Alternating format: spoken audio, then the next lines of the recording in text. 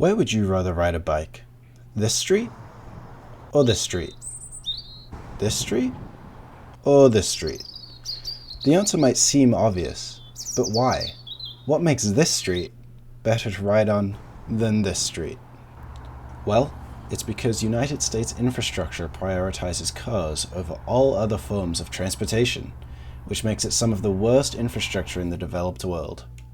I wanted to know why the US is set up in this way, so I decided to sit down with professor and YouTuber Dr. Dave Amos, but I'll let him introduce himself. Hi, so I'm Dave Amos. I'm an assistant professor in the Department of City and Regional Planning and the producer of City Beautiful, a YouTube channel about cities and city planning. I started the conversation by asking how the United States ended up being so car-dependent. I think one of the major factors is that the car really saw its rise in the United States. So at the very beginning, the Model T Ford rolled off of assembly lines in Detroit in the United States. So we had easy access to affordable automobiles, which helped fuel its rise. We have a different urban land use pattern than other places, like places in Europe. So we didn't start developing many cities in the United States until the 1800s or the 1900s. We didn't have that tradition of European-style walkable urbanism in many of our cities because they grew in the 1800s and 1900s. So even in Utah, for example, these were cities designed in the 1800s, but they were designed with super wide streets so that oxen could turn their carts 90 degrees within the right-of-way of the road. And these wide streets, coupled with easy access to automobiles, made it an attractive transportation option. And it led to, incredible personal freedom. People could travel places they never could before on mass transit or by walking. So streets were built wide to accommodate the type of transportation available at the time, a privilege European cities that had already been built with tighter roads didn't have. But is wider better? So yes, we have a lot of wide roads, both on highways and in our urban environments. Those generally promote more traffic, which is generally bad. We don't want to be stuck in traffic, right? The more lanes for cars we have, the more cars we have, and the more traffic we get. It's the law of induced demand. If you're anything like me when I started learning about infrastructure, you'll have no idea what the law of induced demand is. The law of induced demand, in layman's terms, is if you add more lanes to try and appease traffic, commute times might improve, which brings people who weren't commuting by car to start driving because they hear it's faster. The end result being more traffic than before. Alright, back to the video.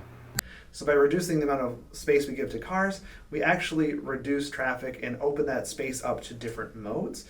And one of the blessings of having wide roads in the United States means that when we redesign a road to be more equitable to other modes, what's called a complete street, we have that space. So, where once there was 4 lanes of cars, 2 lanes in each direction, we can maybe take that down to 2 lanes or 3 lanes and then have room for a bus lane or a bike lane or wider sidewalks. So in some ways, having these wide lanes means that we can accommodate many more modes. So is wider better? Well, yes and no. Wide roads means more lanes, which means more traffic, but it also gives us space to take back some of those lanes for sustainable alternatives to driving, such as bikes, buses, trains, and more. But now you're probably thinking, great, I just learned how and why our infrastructure is so terrible and there's nothing I can do to change that. And that's where you'd be wrong.